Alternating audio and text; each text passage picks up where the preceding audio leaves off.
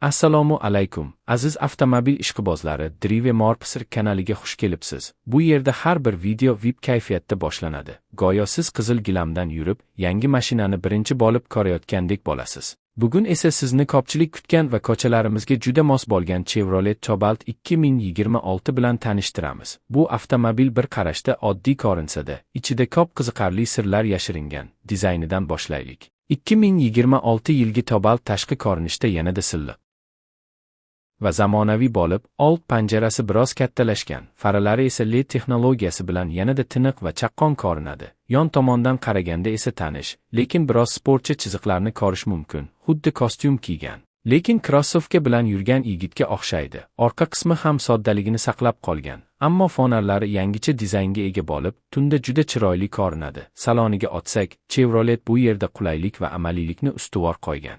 O'rindiqlar yumshoqroq bo'lib, uzoq yo'lda belingiz rahmat deydi. Old panelda esa zamonaviy multimedia ekrani joylashgan bo'lib, u Apple CarPlay va Android Auto'ni qo'llab-quvvatlaydi. Ya'ni telefoningiz bilan mashina tezda do'stlashib ketadi. Rul boshqaruvi yengil va qulay, shahar ichida aylanishda qo'llaringiz charchamaydi. Dvigateliga keladigan bo'lsak, Chevrolet Cobalt 2026 asosan tejamkorlikka urg'u beradi.